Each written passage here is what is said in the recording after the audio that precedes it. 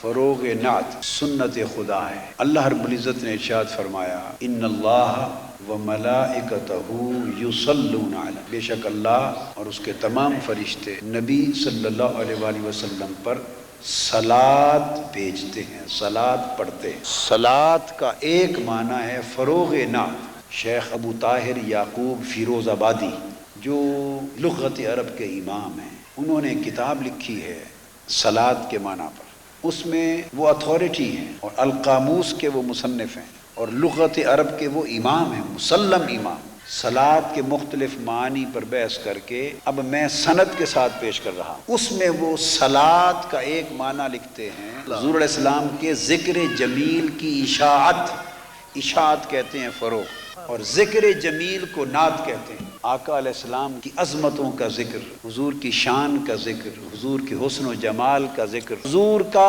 حسین ذکر، پیارا پیارا ذکر، وجد آفری ذکر، اس حسین و جمیل ذکر کو فروغ دینا، اس کی اشاعت کرنا، اسے پھیلانا، اسے کریا کریا پہنچانا، اسے عام کرنا، اس کو صلات کہتے ہیں۔ اب اس لمبے جملے کو میں نے بغیر کسی تحریف اور تبدیلی کے، بغیر کسی تشریح و تعبیر کے لمبے جملے کو دو لفظوں میں ایک اصطلاح کا رنگ دیا ہے اور ہرگز ایک رتی برابر معنی کا فرق نہیں آنے دیا۔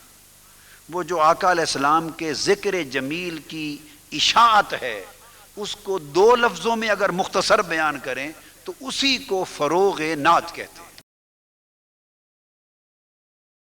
حدیث پاک میں ہے، حضور علیہ السلام کا حلیہ مبارک کسی نے پوچھا کہ حضور کی چشمان مقدس کیسی تھی؟ نعتوں میں یہی چیزیں ہی پڑھتے ہیں نا، کنڈل والی زلفیں پڑھتے ہیں، چشمان مقدس کو پڑھتے ہیں، روشن رخسار کی باتیں کرتے ہیں، اور حضور علیہ السلام کے حسن سراپا کی باتیں کرتے ہیں اور حسن و جمال کی بات کرتے ہیں۔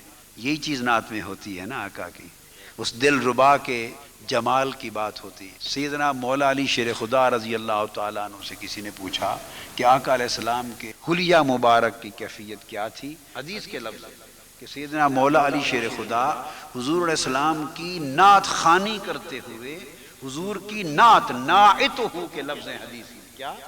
ناعتہ، حضور کی نعت پڑھتے ہوئے یوں نقشہ کھینچتے تھے حضور، پھر وہ حضور کے رخساروں کی بات شروع کر دیتے اور چہرہ پاک کی بات شروع کرتے، پھر زلفوں کی بات کرتے اور سر انور سے لے کے قدموں کے تلووں تک سارا بیان کرتے اور فرماتے کہ یہ کچھ ناعت ہو، حضور کی نعت پڑھتے ہوئے یوں بیان کرتے۔ تو حضور علیہ السلام کے حسن سراپا کا ذکر جمیل، اس کو نعت کہتے ہیں، اور یہ نعت حدیث کی اصطلاح میں نے کہی۔ تو آقا صلی اللہ علیہ وآلہ وسلم کے حسن سراپا کا اور حسن و جمال کے بیان کو فروغ دینا، یہ فروغ نعت ہے، یہ ہے صلات کا ایک معنی۔ اب قرآن مجید کی آیت کی طرف آ جائیے اور ذرا اس معنی کی روشنی میں آیت کو سمجھیے۔ اللہ پاک نے فرمایا ان اللہ وملائکتہ یصلون علی النبی، بے شک اللہ اور وہ اپنے ساتھ سارے فرشتوں کو ملا کر فروغ نعت مصطفیٰ میں مصروف رہتا ہے۔ آپ یہ ترجمہ کر دیں، یہ ترجمہ دنیا میں آپ کو اجازت ہے جہاں چاہے کر دیں، اگر کوئی اعتراض کرے اس کو پکڑ کے میرے پاس، کسی کی جرت نہیں کہ علمی اعتبار سے اس ترجمے پر اعتراض کر سکے، روئے زمین پر کر دیں، جا کے ازہر میں کر دیں، مصر میں کر دیں، عرب میں کوئی پوچھے میرا نام لیں، بتائیں یہ ترجمہ انہوں نے کیا ہے اور اس دلیل کے ساتھ کیا۔ بے شک اللہ اور اس کے تمام فرشتے فروغ نعت مصطفیٰ میں مصروف رہتے ہیں۔ یصلون مضارع کا صیغہ ہے اور اس عمل میں مصروف رہنے کا معنی اس میں پایا جاتا ہے۔ تو مطلب یہ ہے کہ اللہ اور اس کے تمام فرشتے نعت مصطفیٰ کے فروغ میں مصروف رہتے ہیں۔ اللہ تو نعت مصطفیٰ میں مصروف رہتا ہی ہے، تو ساتھ فرشتے کیسے رہتے ہوں گے؟ تو جب اللہ اور سارے فرشتے مل کر فروغ نعت کرتے ہوں گے تو نعت کی محفلیں ہی ہوتی ہوں گی نا، ایسے کیا نعت کی محفل ہوتی ہوگی اور کیا ہوتا ہے۔ اللہ پاک فرشتوں کو جمع کر کے بٹھا دیتا ہے اور کہتا ہے تم سنو میں اپنے محبوب کی نعت پڑھتا ہوں۔ سبحان اللہ۔ اب وہ کیا نعت پڑھتا ہے یہ وہی جانتا ہے، مگر اتنا ضرور ہے میرا ایمان کہتا ہے اللہ نعت پڑھتا ہے، فرشتے سنتے ہیں، پھر فرشتے نعت پڑھتے ہیں، اللہ سنتا ہے۔ اور پھر وہ نعت مصطفیٰ کی سنت زمین پر اتاری جاتی ہے، تو اللہ پاک جس پر کرم کرتا ہے اسے اپنی اس سنت میں شریک کرنے کے لیے چن لیتا ہے، ہر کسی کو اپنے اس پیارے کام میں شریک نہیں کرتا۔ تو جو لوگ اس دنیا میں فروغ نعت میں مصروف ہیں، اللہ کے ساتھ وہ ملائکہ کی جماعت میں شامل ہو گئے، وہ کام کر رہے ہیں جو اللہ نے اپنے ساتھ ملائکہ کو جس کام پہ لگا رکھا ہے۔ تو اللہ کے ساتھ آسمانوں پر ملائکہ فروغ نعت میں مصروف ہیں اور زمین پر غلامان مصطفیٰ فروغ نعت میں مصروف ہیں۔ بخاری شریف میں، مسلم شریف میں متفق علیہ احادیث ہیں، من ذکرنی فی نفسی ذکرتہ فی نفسی ومن ذکرنی فی ملأ ذکرتہ فی ملأ خیر من۔ اللہ پاک نے فرمایا جو شخص تنہا اپنے دل میں میرا ذکر کرتا ہے، میں بھی اس کو صلہ دیتے ہوئے جواب میں اس کا ذکر تنہا کرتا ہوں، تنہا ذکر کا صلہ تنہا ذکر سے دیتا ہوں۔ ومن ذکرنی فی ملأ، جو میرا ذکر مجلس میں کرتا ہے، ذکرتہ فی ملأ خیر منہم، میں عرش پر اس سے بہتر مجلس بپا کرتا ہوں اور اس کا ذکر مجلس میں کرتا ہوں۔ تو حدیث سے ثابت ہو گیا جو تنہا ذکر کرے اس کو تنہا ذکر کے ساتھ صلہ دیتا ہے، اور جو مجلس سے ذکر منعقد کرے اس کے صلے کے لیے اللہ عرش پر اس کے ذکر کی مجلس منعقد کرتا ہے۔ تو گویا من و ان، جیسا کوئی رب اور اس کے محبوب کے لیے کام زمین پر کرتا ہے، اللہ وہی رنگ اس اپنی شان کے لائق عرش معلیٰ پہ قائم کرتا ہے۔ جس طرح وہ ذکر کے لیے محفل بپا کرتا ہے، اسی طرح وہ نعت مصطفیٰ کے لیے بھی محفل بپا کرتا ہے۔ تو گویا عرش پر دو طرح کی محفلیں ہوتی ہیں، محفل ذکر اور محفل نعت۔ کبھی اللہ اپنے محبوبوں کا ذکر کرتا ہے، یعنی کیا سمجھا کہ نیچے اللہ سارے فرشتوں کو جمع کر لیتا ہے، اور حدیث کا یہ معنی ہے کہ نیچے ہم نے تو کیا مل کر مجلس میں اللہ اللہ اللہ، ہم نے تو یہ ذکر کیا، تو صلے کے طور پر اوپر اللہ پاک سب کو جمع کر کے خود کراتا ہے کہ اللہ اللہ، خود اللہ اللہ کرواتا ہے۔ اللہ پاک تو صلہ دے رہا ہے کہ زمین پر جو میرا ذکر کرتا ہے عرش پر میں اس کا ذکر کرتا ہوں۔ اب لفظ کیا ہے؟ من ذکرنی، بندہ میرا ذکر کرتا ہے، اور جواب میں ذکرتہ، عرش پر میں بندے کا ذکر کرتا ہوں، فی ملأ، اور مجلس میں کرتا ہوں۔ تو سوچنے کی بات ہے، وہ رب اپنے ذاکر بندے کا ذکر مجلس میں کرتا ہے تو مصطفیٰ کی نعت مجلس میں نہیں پڑھتا ہو؟ وہ رب اپنے ذاکر بندوں کا ذکر مجلس میں عرش پہ کرتا ہے۔ یہاں حضرت بابا فرید نے کیا اللہ اللہ، یہاں ہوتا ہے اللہ اللہ، وہ عرش پر کرواتا ہے فرید فرید۔ یہاں حضرت میاں میر نے کہا اللہ اللہ، وہ عرش پر جواب دیتا ہے میر میر۔ یہاں حضرت سلطان باہو نے کہا اللہ اللہ، اس نے عرش پر کروایا باہو باہو۔ یہاں زمین پر حضرت خواجہ اجمیر نے کہا اللہ اللہ، عرش پر رب نے کہلوایا معین معین۔ من ذکرنی فقد ذکرتہ، جو میرا ذکر کرتا ہے میں جواب میں اس کا ذکر کرتا ہوں، اپنا نہیں، اس کا ذکر بندے کا ذکر کرتا ہوں۔ اور فرق بتایا، اگر میرا ذکر کوئی تنہا کرے تو میں بھی اوپر اس کا تنہا کرتا ہوں، بندہ کہتا ہے رب رب، وہ کہتا ہے بندہ بندہ۔